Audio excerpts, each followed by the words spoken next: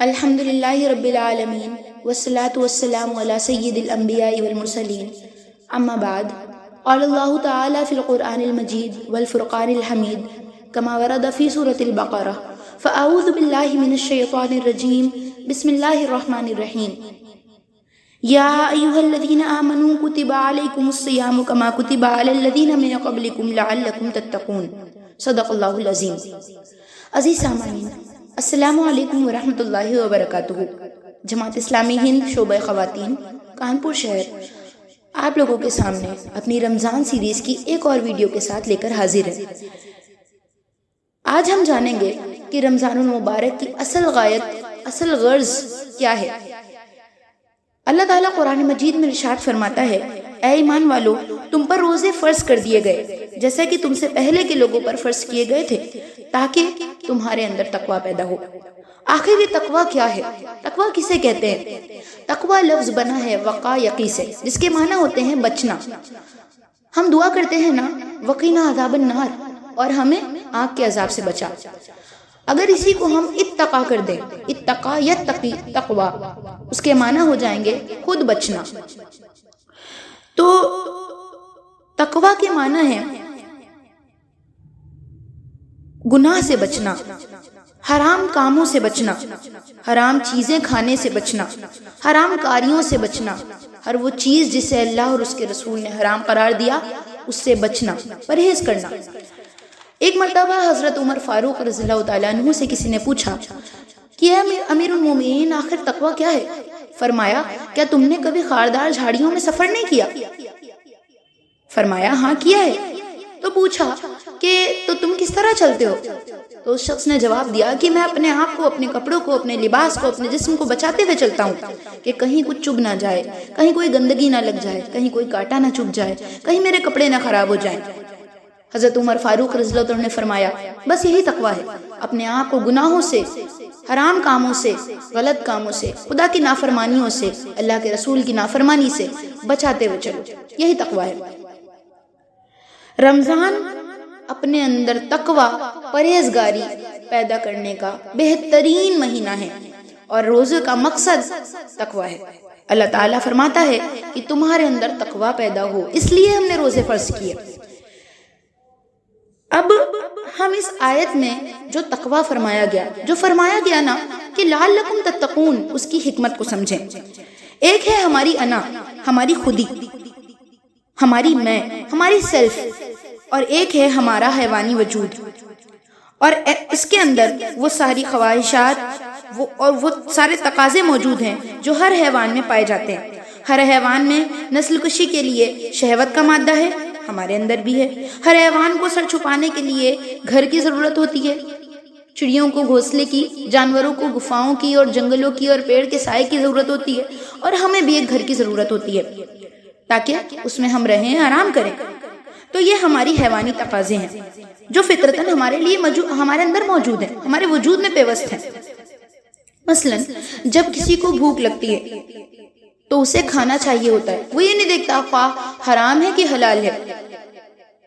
جب شہوت کا جذبہ اٹھتا ہے تو پھر انسان چاہتا ہے کہ اس کی تسکین ہو، حلال طریقے سے ہو یا حرام طریقے سے، اس سے فرق نہیں پڑتا۔ تو اسلام اسے کنٹرول کرنے کا حکم دیتا ہے، یعنی اس نفس کو کنٹرول کرنے کا حکم دیتا ہے جو یہ خواہشات پیدا کرتا ہے۔ یعنی اگر کھا رہے ہو، بھوک مٹا رہے ہو تو حلال طریقے سے مٹاؤ، شہوت کو تسکین دے رہے ہو تو حلال طریقے سے تسکین دو۔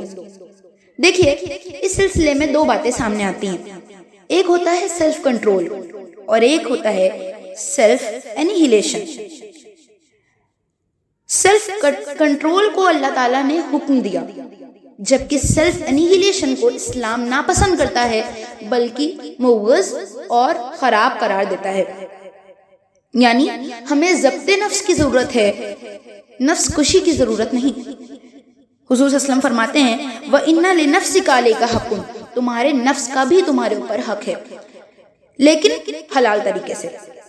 اسے کنٹرول کرنے کے لیے اللہ رب العزت نے سال بھر میں یہ ایک مہینہ ہمیں مہیا کرایا۔ تاکہ یہ 3 دن کی جو مشق ہے، جو ٹریننگ ہے، جو پریکٹس ہے، اس کے ذریعے ہم اپنے آپ کو بہت اچھے سے ٹرین کر لیں، ہم اپنی بہت اچھے سے تیاری کر لیں۔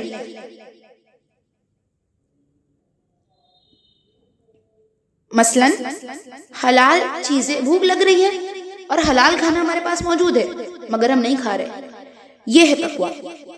شدید پیاس لگ رہی ہے، گرمی کی حالت ہے، اس کے باوجود ہم پانی نہیں پی رہے جبکہ وہ حلال ہے، یہ ہے تقویٰ۔ تو یہ 30 دن ہماری ٹریننگ کی ہے، اور اس ٹریننگ کے ذریعے اللہ تعالی ہمارے اندر وہ جذبہ پیدا کرتا ہے، روزہ سیام ہمارے اندر وہ جذبے پیدا کرتے ہیں کہ جب ایک انسان، ایک قوم، ایک امت 30 دن لگاتار ان چیزوں سے بھی رکے گی جو حلال ہے، تو ظاہر ہے کہ اس کے اندر یہ مادہ پیدا ہوگا، یہ قوت پیدا ہوگی، یہ جذبہ پیدا ہوگا کہ بقیہ 11 مہینوں میں وہ ان حرام چیزوں سے رکے جس کو اللہ تعالیٰ نے ناپسند فرمایا اور جن کے کرنے کا اللہ تعالیٰ جن کے کرنے سے اللہ رب العالمین نے روکا ہے۔ تو یہ ہے تقویٰ، اور تقویٰ کے بغیر جان لیجئے کہ کوئی بھی عمل، کوئی بھی عبادت بہتر نہیں، اچھی نہیں اور قابل قبول نہیں۔